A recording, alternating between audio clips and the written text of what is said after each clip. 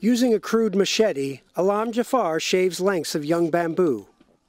The split stalks will support the plastic tarp roof of a shelter large enough for a family of 5.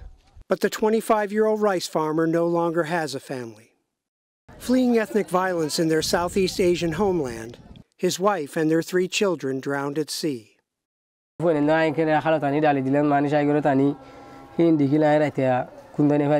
For Jafar and tens of thousands of Rohingya refugees, sprawling camps like this one on the southern tip of Bangladesh have become cramped but safe havens from the persecution they left behind in neighboring Myanmar. More than 500,000 Rohingya Muslims have fled Myanmar since Buddhist mobs and government soldiers began torching villages in late August. To escape the flames, Jafar, like many others, took to the water. Flotillas of wooden fishing boats have ferried weary refugees across the Naf River into Bangladesh.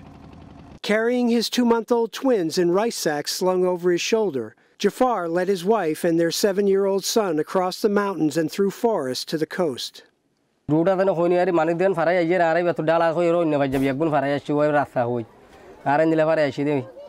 The 6-mile water journey normally takes about 2 hours.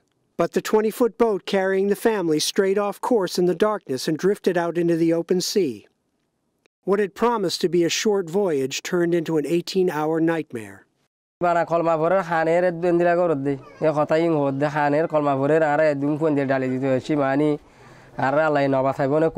Just as they came within sight of land, a wave capsized the boat. Jafar had tied baby Noor and her twin brother Yasin to his chest. His wife, who could swim, took hold of 7-year-old Muhammad.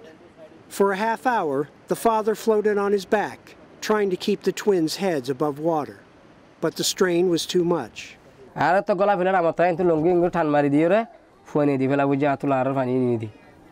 Jafar could hear Muhammad crying to him for help. He was about 10 feet away from his wife and son when a wave crashed over them, and they disappeared. People on the Bangladeshi shore helped gather the living and the dead. Of the 80 or so passengers on the boat, only 24 survived.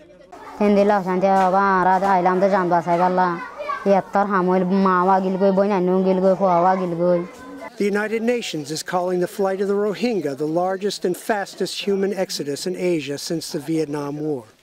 This wreck is the single deadliest incident of that migration.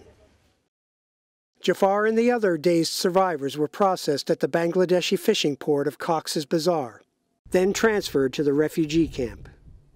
Jafar is not completely alone. His shelter adjoins the one his brother built for his own family. His wife and children sleep nearby in a mass grave. But the husband and father cannot rest.